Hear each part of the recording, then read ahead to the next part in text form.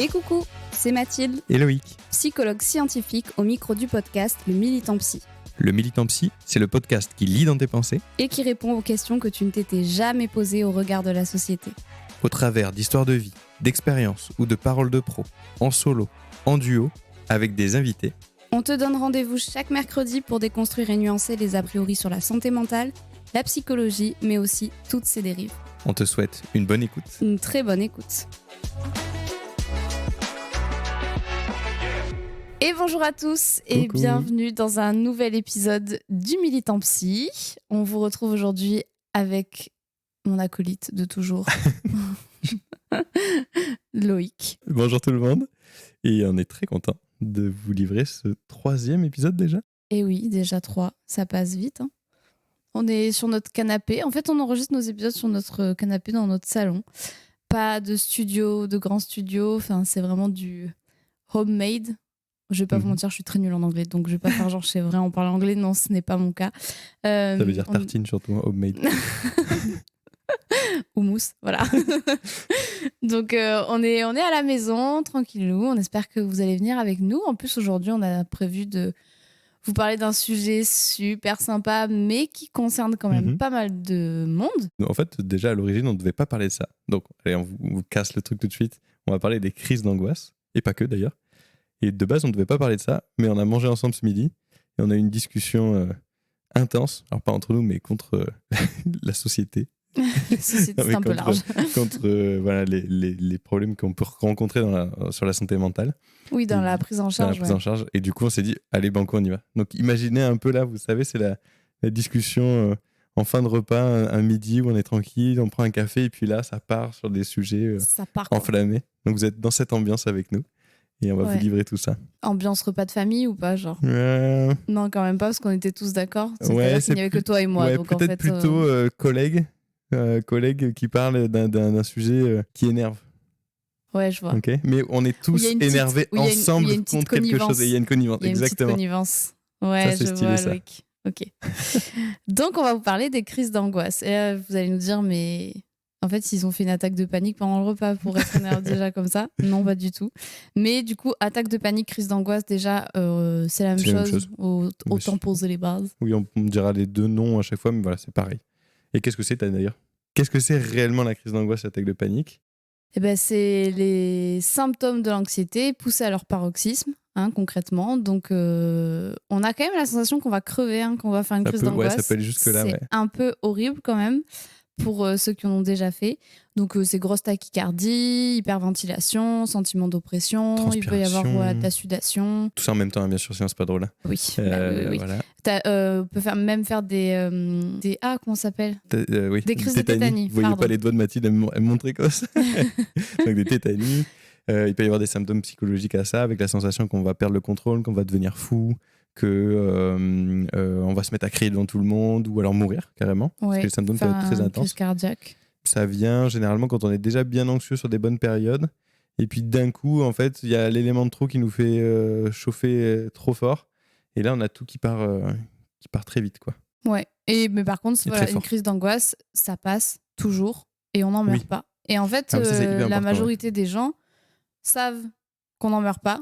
C'est-à-dire que ça peut arriver à tout le monde en fait de faire une crise d'angoisse. Il n'y a pas ceux qui font des crises d'angoisse et ceux qui n'en font pas.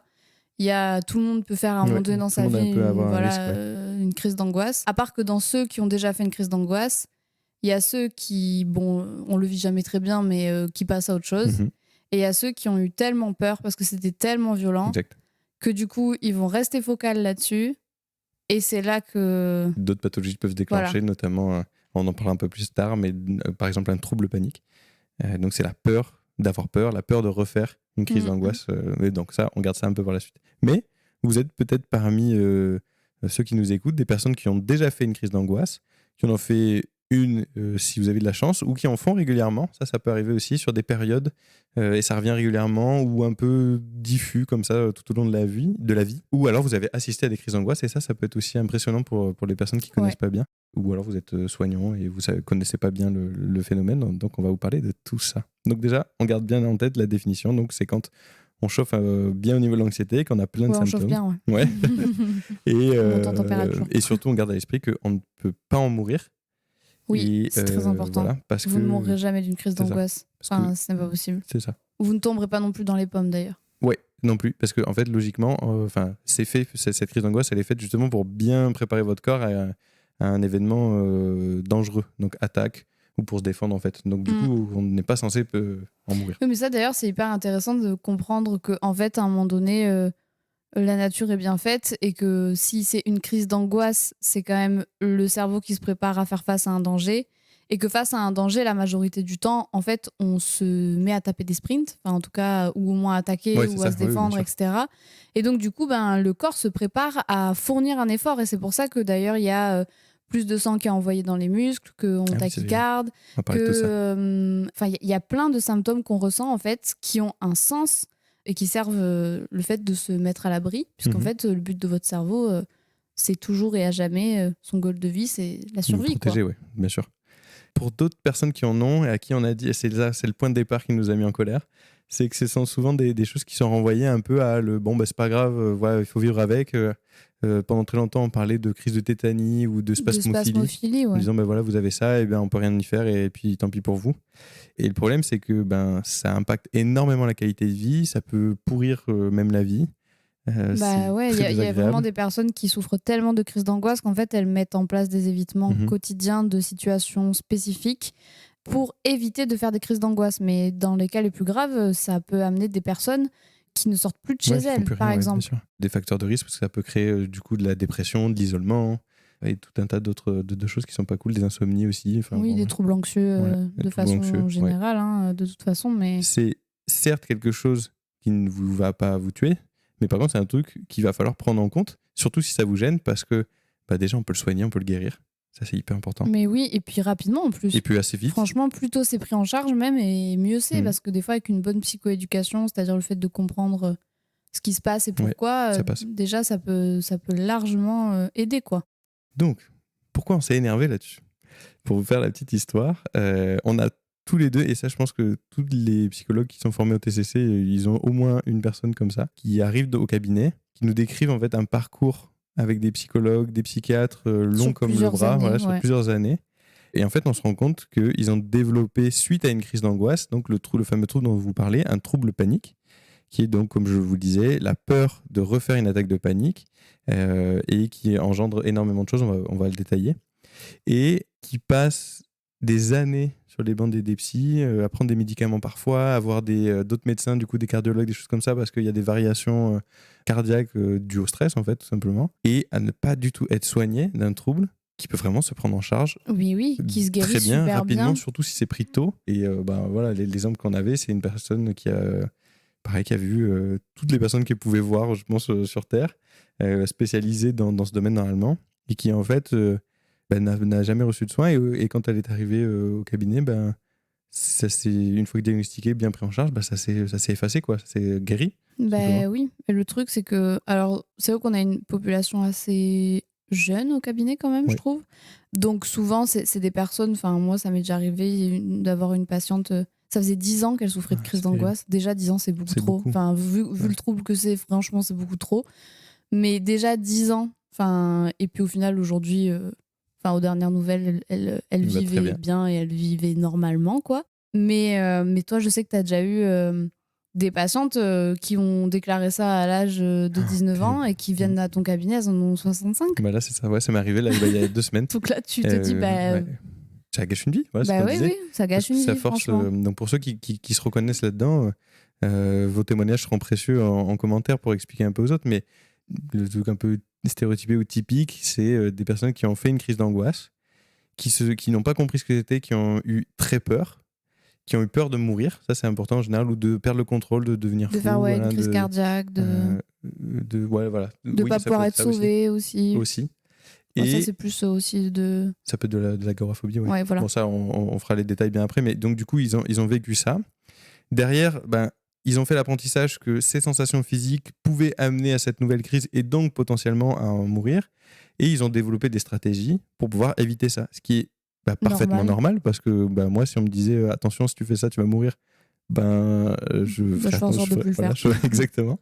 Et ce qui amène en fait à à faire apprendre au cerveau que plus on évite de se confronter à ces sensations, mieux on se sent, parce que du coup, ça va mieux dès qu'on sort pas. Si, par exemple, je dois prendre la voiture. Oui, sur du court terme, c'est hyper efficace parce que ça nous rassure et que l'émotion baisse. Et le cerveau apprend qu'il faut continuer à éviter pour éviter que ça revienne. Mais le problème, c'est que plus on évite, plus le cerveau en a besoin.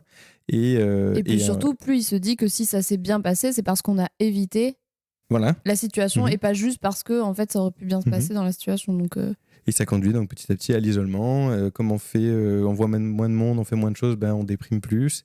Et ça peut aller jusqu'à du coup avoir un impact sur la qualité de vie parce qu'on fait moins de sorties, on va plus travailler, en fait. On va plus faire de loisirs, on va c'est éviter... socialement difficile. Parce on va éviter le transport, Et on n'ose pas en parler. Oui, et puis une fois de plus, les crises d'angoisse sont quand même minimisées aujourd'hui, tu vois. Ça touche au psy, donc c'est vite minimisé. On dirait, c'est un coup de stress, fais pas chier, tu peux sortir. Alors, si tu fais des crises d'angoisse et qu'en plus t'es une femme, alors là... Combo. Voilà. C'est des personnes qui se sont entendues dire, mais c'est bon, fais pas chier. C'est dans ta tête. Voilà, c'est dans ta tête. Alors oui, c'est dans la tête, mais bon. Voilà, tu vas pas mourir.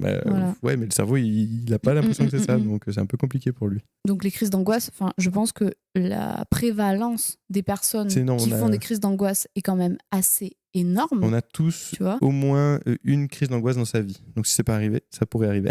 Ouais, déjà, les crises d'angoisse, mais les troubles paniques. Le prévalence du trouble panique, alors j'ai pas envie de vous dire de conneries. Non, mais on va pas forcément donner de chiffres, mais je crois que c'est quand même assez important. Oui. Et pourtant, tu vois, on parlait de mes études là, dans le dernier épisode, avant-dernier épisode, si vous voulez aller l'écouter.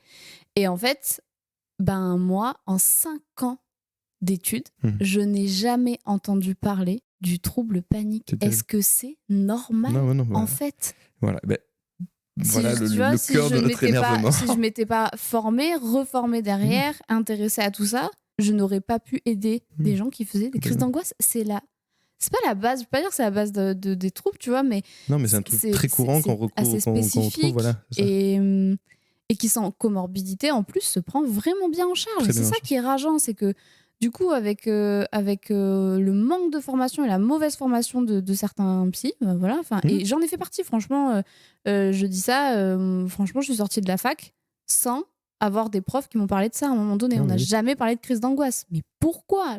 C'est quand même dingue. Et du coup, je me dis, si tu te formes pas... tu passes à côté. Ouais. Et surtout, ça faisait partie de nos réflexions, c'est que c'est pour le patient que c'est dommageable parce que le but, en tout cas, c'est comme ça qu'on le voit nous, mais le but quand on est soignant, c'est de se former aux choses qui ont été montrées le plus efficaces pour aider les gens en fait. Oui, qu'importe l'étiquette que ça, qu'importe le nom que ça porte d'ailleurs. Donc oui. Mais donc du coup, en fait, le problème c'est qu'aujourd'hui, comme d'habitude, on se retrouve du coup avec parfois des troubles paniques vieillissants qui se sont associés à d'autres pathologies, qui ont engendré d'autres pathologies. C'est ça qu'on appelait comorbidité. Du coup, c'est un trouble qui est greffé avec d'autres. Et où les gens, en fait, ils ont perdu des années de leur vie. C'est ça. Des années de leur vie parce qu'ils ont fait des crises d'angoisse, quoi. C'est fou. T'as déjà fait une crise d'angoisse? Alors moi, j'ai la chance de pas en avoir fait. J'ai vu ce que c'était. Je pense pas en avoir fait. J'ai eu déjà des gros pics d'angoisse, mais c'est jamais allé aussi fort que ce que j'ai pu voir avec mes patients. Donc j'ai de la chance pour l'instant.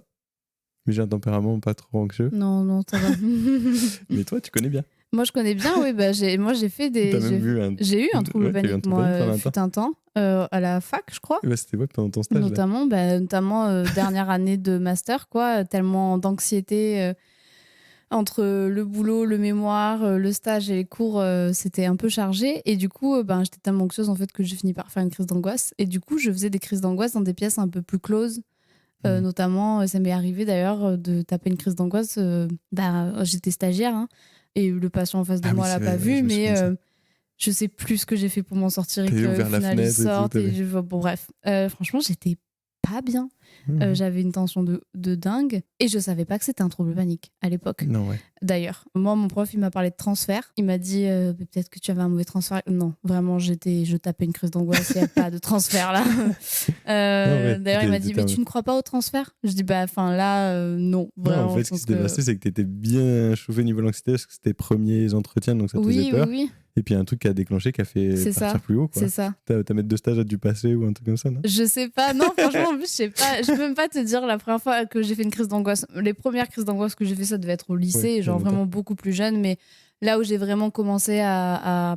En fait, non, je crois que j'ai eu un premier petit trouble panique au lycée. Ouais. Tu sais, qui est passé un peu tout seul, mais du coup, j'ai pas vraiment traité spécifiquement le fait que une crise d'angoisse, ça te tuait pas. Donc, je pense que j'avais toujours cette hyper-vigilance sur les symptômes, notamment cœur qui bat plus fort, etc.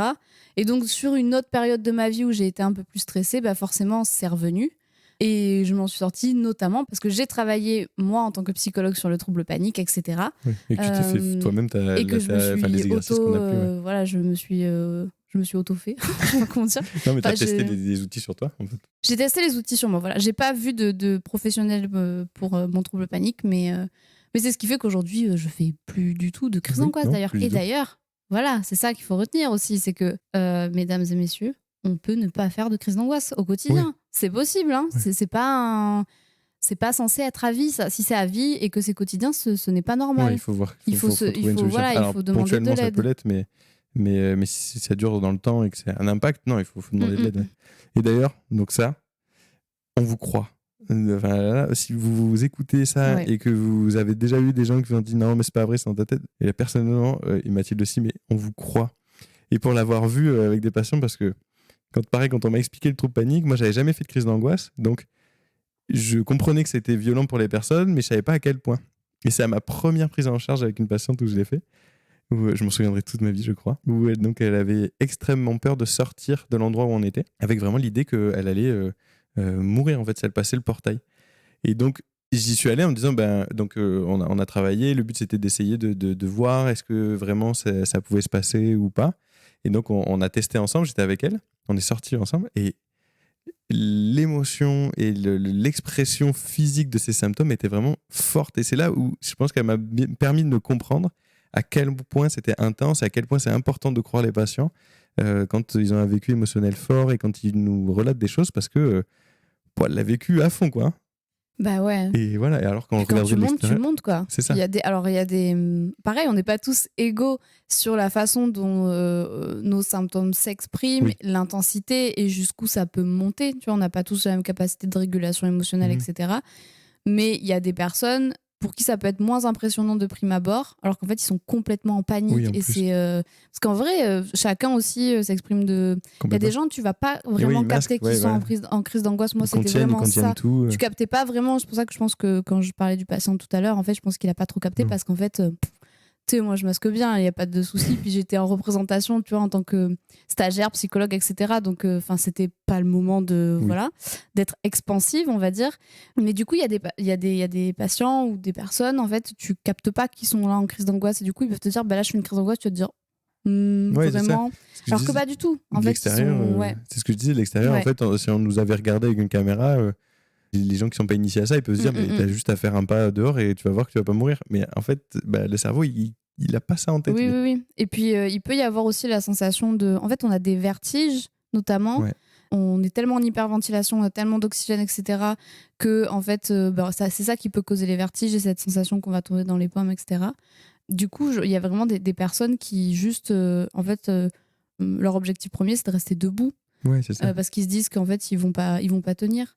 Et du coup, c'est assez impressionnant, mais donc peut-être qu'on peut aussi donner des clés aux aidants de comment on peut gérer la crise d'angoisse chez quelqu'un. Et même si vous en faites aussi, parce que c'est important. Donc déjà, si on fait, en psychologie, c'est hyper important quand on va faire de la prise en charge de faire ce qu'on appelle des analyses fonctionnelles. Donc c'est d'essayer de bien comprendre comment ça se passe. Donc si vous devez repérer ça chez vous, ou de devoir témoigner quelque chose comme ça à un psychologue, en fait, en gros, le schéma un peu de blast classique. Alors après, il y a plein de variations en fonction des personnes, mais c'est je dois faire quelque chose dans un endroit où je suis pas à l'aise. Je ressens du coup des sensations physiques, ou alors je suis déjà en train de regarder, de scruter mon corps en disant ok, est-ce que là ça va, mon cœur comment il est, oula, s'il bat un peu fort, je me déplace un peu plus, je me dis ouais, mais je suis en train de transpirer des mains, donc ça commence à croître dans notre esprit, les sensations augmentent. Les pensées, du coup, commencent à fuser, l'anxiété se met en route, donc il cherche des solutions, il se dit oula, il faudrait peut-être que je trouve une sortie, comment ça va se passer, si je faisais un malaise, et hop, on s'engage. Je vais faire une crise d'angoisse, je la sens venir, elle vient. Et du coup, on s'engage dedans, et soit on va éviter, donc on ne va pas aller dans l'endroit, et du coup, les choses vont s'arrêter tout de suite, et c'est là où je disais, du coup, le cerveau apprend qu'il faut partir, et c'est là que ça va mieux, mais du coup, on s'isole. Soit on continue, on persévère, et en fait, on n'est pas outillé, et la crise d'angoisse arrive vraiment, et là, du ça coup, peut on fait un mauvais apprentissage. Et voilà, aussi. Et l'apprentissage est mauvais aussi. Et après, il y a des évitements de situations spécifiques en dehors du domicile, mais il y a aussi des personnes qui font des crises d'angoisse, surtout en fait quand elles sont seules, parce que du coup les autres vont être un comportement de sécurité et de réassurance pour elles. C'est ça. Il y a aussi des personnes qui vont faire des crises d'angoisse chez elles, où en fait dès qu'elles sont moins occupées, etc., du coup il y a plus d'hypervigilance sur leurs propres symptômes. Et d'ailleurs, c'est typique du trouble panique, c'est que les personnes qui font des crises d'angoisse dans le trouble panique, généralement, elles te disent « je les sens venir, je les sens arriver ». Parce qu'en fait, il y a une hyperfocalisation à un moment donné sur un symptôme. Et ça, c'est important aussi de le souligner parce que il faut savoir qu'au cours d'une journée, au cours d'une même journée, on va avoir dans le corps des variations de température, des variations de rythme cardiaque, etc., qui sont tout à fait normales. Il peut y avoir des coups de chaud, notamment l'été. C'est pour ça que notamment les symptômes d'anxiété l'été sont plus importants, en tout cas sont vécus de façon plus intense par les patients qui sont anxieux. Et en fait, tout le monde vit ces variations-là. À part que chez les personnes qui font des troubles paniques, elles vont interpréter ces variations-là comme la venue d'une crise d'angoisse. Exactement. Et donc du coup, c'est-à-dire qu'elle va marcher dans la rue, par exemple, vu qu'elle accélère en fait le pas, son cœur bat un peu plus vite. À part qu'elle le sent, elle se dit « Oula, mon cœur bat plus vite. Oh non, est-ce que je suis anxieuse ? Oh non, ça veut dire que je vais faire une crise d'angoisse. Oh non !» Et plus elle se dit ça, plus elle est anxieuse. Plus elle est anxieuse, forcément, plus son rythme cardiaque augmente parce que du coup, c'est comme ça que se manifeste l'anxiété. Et c'est comme ça qu'en fait, la machine, elle s'emballe et tout ça. Et c'est pour ça qu'on appelle ça la peur de la peur. Parce que du coup, t'as peur des symptômes physiologiques de la peur. Donc forcément, ça majore tes symptômes physiologiques de la peur. Donc si vous êtes sujet aux crises d'angoisse, déjà, petit tips, on va vous détailler un peu, mais la plupart des symptômes que vous ressentez sont normaux. Oui. Donc par exemple, on en fait un chacun. Donc on a les jambes en coton, par exemple. Là, les jambes en coton, c'est parce que le corps, comme il se prépare à une attaque ou à se défendre, il pulse beaucoup plus de sang et d'oxygène dans les membres. Et comme elle n'est pas consommée parce qu'on ne se met pas à courir quand on a peur de faire une attaque de panique, l'énergie en fait part grâce en fait à cette sensation de jambes en coton en fait de vertige, enfin pas de vertige mais de tremblement en fait tout simplement. Quoi d'autre? Par exemple, on peut souvent avoir mal au ventre, des maux de ventre ou même la sensation d'avoir envie d'uriner ou ce genre de choses. Oui, tu vois exactement. Ou pas? Et la bouche sèche. Et la bouche sèche. Ouais. En fait, ce qui se passe, c'est que vu que le cerveau est en mode survie, il va concentrer toute son énergie dans ce qui va servir pour la survie.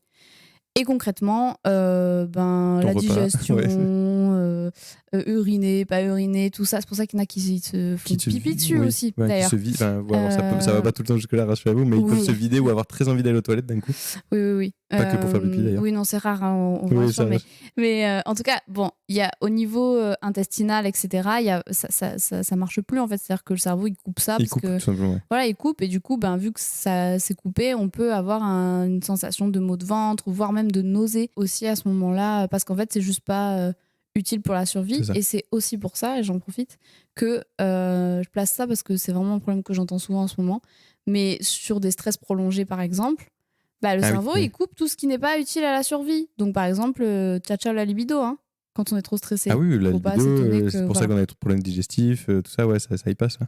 Qu'est-ce qu'il y a d'autre? Le cœur qui bat plus vite, tout simplement parce qu'il doit envoyer plus de sang et d'oxygène, comme je vous l'ai dit.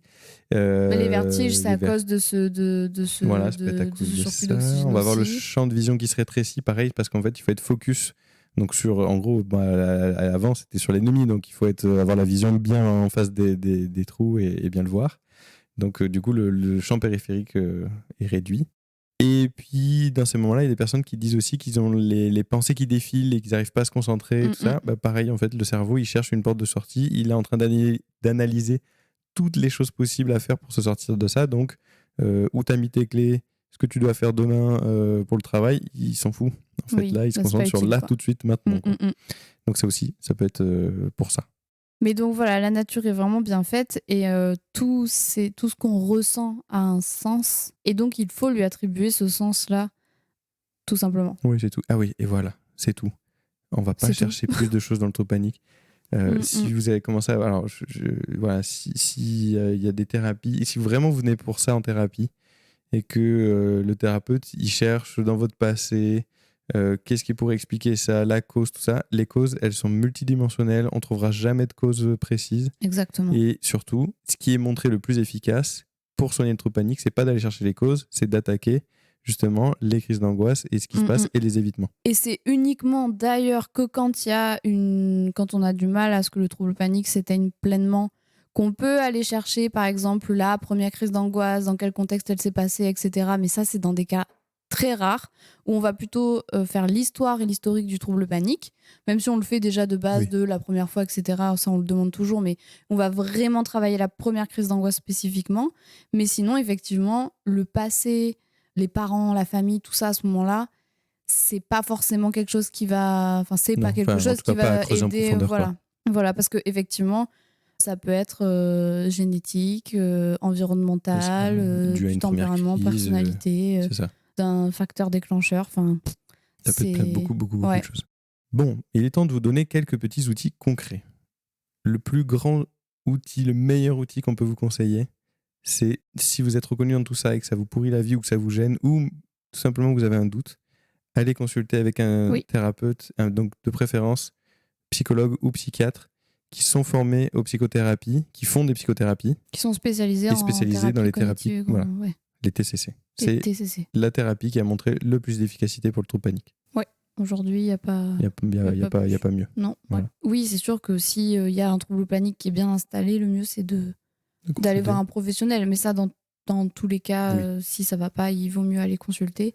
Mais c'est vrai que pour gérer ces crises d'angoisse, sur l'instant, en tout cas, en fait, déjà se dire que ça va passer.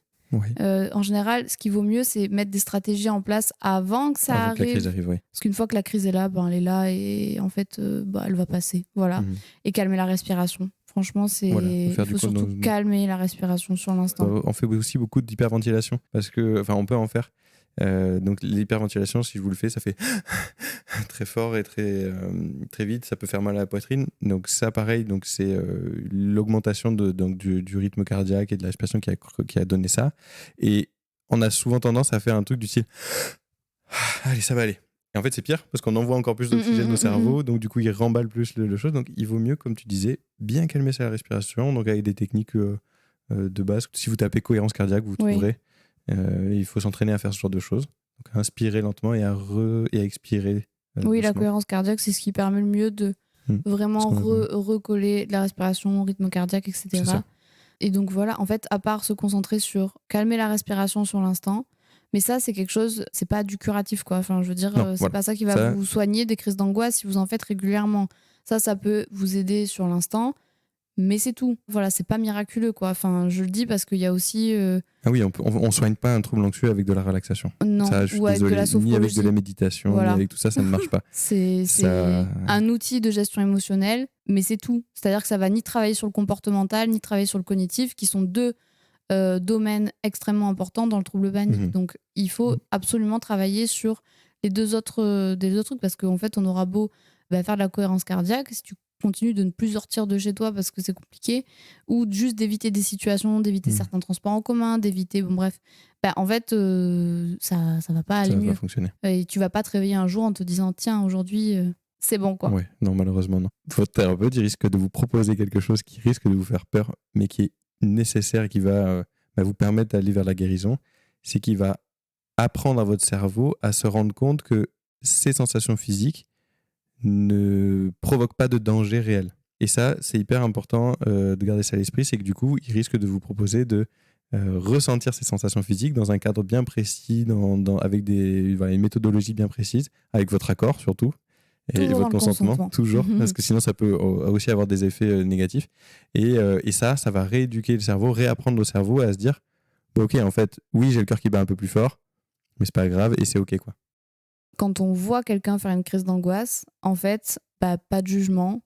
Il y a des personnes qui vont apprécier être touchées, d'autres pas du tout. Et donc ça, en fait, c'est aussi des choses qui peuvent être parlées en dehors des crises d'angoisse en fait, quand tu fais une crise d'angoisse, t'as besoin de quoi, tout simplement. Mais sinon, en fait, on reste à côté, on est présent et on peut dire je suis là et t'inquiète pas, ça va bien se passer, en fait ça va passer, c'est un mauvais moment à passer et c'est ok et c'est tout, il n'y a pas plus à faire. Quand on est aidant aussi, on n'est pas professionnel de santé, donc on force pas les gens à sortir, on dit pas viens je t'emmène, tu vas voir, ça va bien se passer avec moi.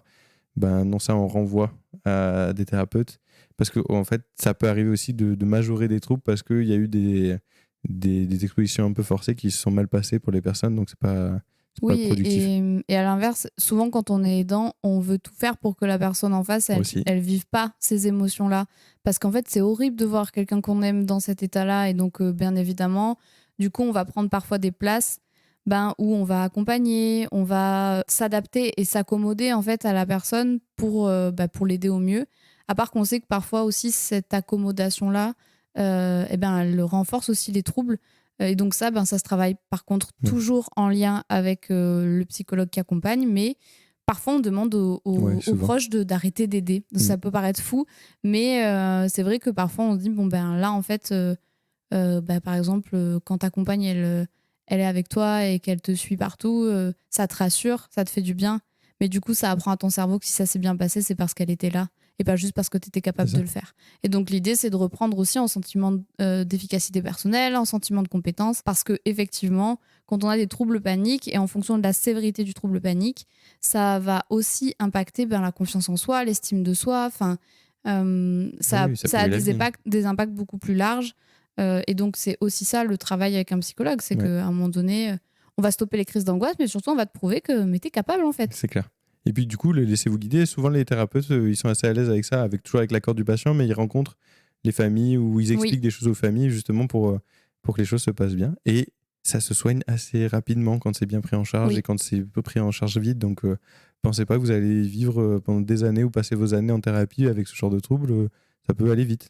Donc, profitez-en, quoi. Bref, donc, quand on a des crises d'angoisse à répétition et qu'on en souffre, on consulte des professionnels de santé, des psychiatres ou des psychologues formés au TCC, donc aux thérapies cognitives et comportementales. Et tous les discours du type c'est des crises de spasmophilie, c'est dans ta tête, elle est juste stressée, elle est juste anxieuse. Je dis elle, parce qu'en général, c'est des choses qu'on renvoie souvent à la gente féminine, comme on dit.